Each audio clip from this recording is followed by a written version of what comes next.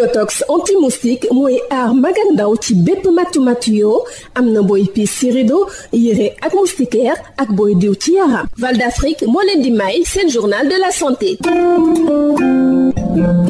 dalee nag jàmm Sénégal dina dalee ko talaata gi forum des médias soxal VIH ci Afrique de l'Ouest et du Centre ñu bëgg amal ci ab thème di média VIH genre droits humains ak koppar gi ñu war a dugal ci xeex feebaru sida ci Afrique de l'Ouest et du Centre ci jamonoy mbas Covid-19. Réseau des médias africains pour la promotion de la santé et de l'environnement di REMAPSEN mi nga xam ne moo sabab lool bu mag boobu nee na dafa bëgg fexe ba ci actualité médiatique yi ci dëkku Afrique ñuy faral di waxtaane rapport bu ONU-SIDA soxal jàngoro jooju jaarale ko ci ay communication inaugurale ay présentation thématique ak weccu xalaat ak i journaliste yoo xam ne ñu ngi nekk fii ci Afrique ngir seeni ay auditeurs seeni ay lecteurs ak ñi leen di seetaan mën a am xibaar yi ci aju ba tax ndaje boobile lu toll ci juróom fukki taskatu xibaar jóge ci ñaar fukki dëkk ak ñeent ci Afrique sowu jant Afrique du Centre ak Madagascar dinañu ko teewee ci diiru ñetti fan fii ci Ndakaaru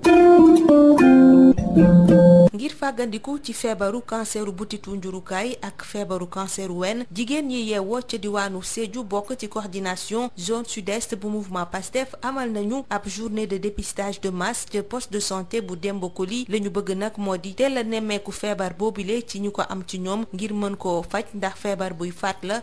Moussa Dramé. mbootaayu jigéen yi bootu ci coordination régionale des femmes membres ñu bokk ci kuréel gi la di jigéenu PASTEF fii ci Sédhiou ñoom ñooy jëmmal bëccëg bi la ñu jagleel nemmeeku yaram ñeel wàllu feebar bi la di cancer du col de l'utérus ak it du cancer du sein maanaam ween gi loolu yëpp nekk xeetu boo xam ne it seen gis-gis ak jàngal dafa nekk loo xam ne dafay alotiku ñu bari fii ci diwaanu Sédhiou ba tax na it ñi daal di amal li ni mel dañ ci teewlu leeral kii di madame Fatmata Bintou Miss Diédiou nekk njiital coordination zone sud orientale mouvement boobu. tey nag maa ngi fii ak samay naataango sama ay sœur sama ay tante ñoo xam ne tey vraiment bàyyi nañ lépp ñëw taxaw pour organiser activité bi dañu ñëw en tant que femme pour donner l'exemple de se dépister on est à plus de 100 femmes ñëw nañu inscrire te ñeneen ñu ngi yegg si encore ñu xam ni lii dañ ko war a intégrer si suñu culture si suñu ay habitudes boo toogee ba diir de temps en temps ngay dem di saytu sa bopp dafay baax day tax nga prévenir. Madame Seck Aminata Seck nekk njiital sage-femme yi nekk ci district sanitaire bu Sédhiou mu ngi soññ mboolem jigéen yi ñu nemmeeku teel seeni yaram. avantage bi c'est juste pour que nga mën a teel a xam dina dal parce que ñu fàtte ne cancer du col c'est le seul cancer boo xamante ne nii buñ ko teelee yëg ci sa yaram buñ ko teelee xam dinañ ko mën a faj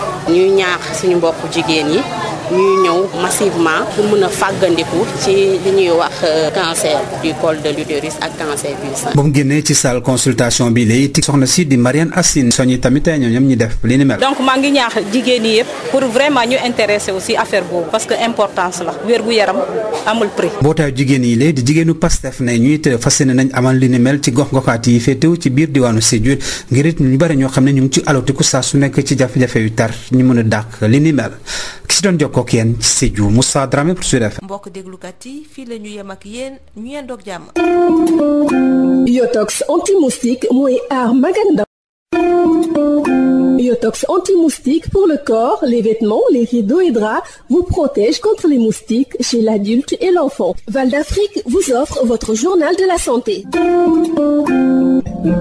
Bonjour chers auditeurs, le Sénégal accueille à compter de ce mardi le forum des médias sur le VIH en Afrique de l'Ouest et du Centre. En organisant ce forum des médias sur le thème Médias, VIH, genre, droits humains et financement de la lutte contre le sida en Afrique de l'Ouest et du Centre dans un contexte de Covid-19, le réseau des médias africains pour la promotion de la santé et de l'environnement REMAPSEN veut remettre au centre de l'actualité médiatique africaine l'ensemble des préoccupations définies dans le rapport actualisé de l'ONU-SIDA à travers des communications inaugurales, des présentations thématiques suivies d'échanges avec les journalistes de l'Afrique de l'Ouest et du Centre et les relayer auprès de leurs lecteurs, auditeurs, téléspectateurs et followers. 50 journalistes issus de 24 pays de l'Afrique de l'Ouest, du Centre et de Madagascar vont prendre part à ce forum de 3 jours à Dakar.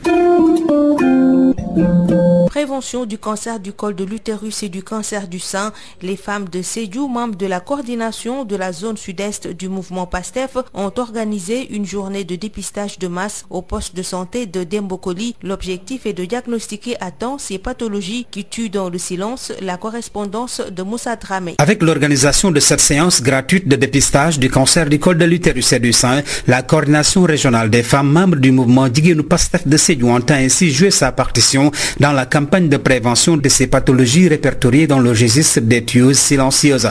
Madame Fatoumata Bintou Miss Diédiou est la coordinatrice de la zone sud-orientale de ce mouvement. En compagnie de braves femmes du parti et de la société civile, contribuer à la réussite de l'activité. Nous sentons une vive participation des femmes. C'est le fruit en tout cas d'une collaboration franche entre le mouvement Jigéenu PASTEF et l'association des sages-femmes de Sédhiou, organiser un dépistage du cancer du col de l'utérus, d'y intégrer des consultations prénatales, des mammographies et beaucoup d'autres activités. Madame Sek Aminata Sek, la présidente des sages-femmes du district sanitaire de Sédhiou, exhorte les femmes au dépistage précoce en vue, dit-elle, d'une prise en charge adéquate et efficace. On est en octobre rose. Comme vous le savez, le cancer du col et le cancer du sein est en train de faire des ravages partout dans le monde, on peut dire, plus particulièrement au Sénégal. Donc c'est pour cela qu'on aimerait faire cette sensibilisation, un dépistage précoce, faire prise en charge précoce. À peine sortie de la salle de consultation,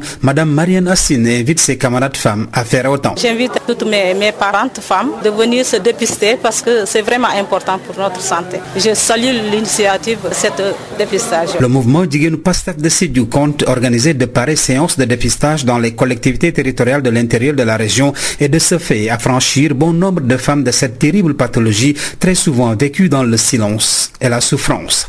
Moussa Dramé, Sédhiou, Sud FM. C'est tout pour aujourd'hui. Merci de nous avoir suivis.